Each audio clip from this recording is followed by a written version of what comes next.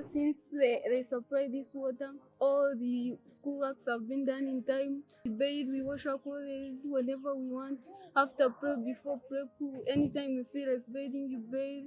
So this water, surely it has been very nice and pleasant for us.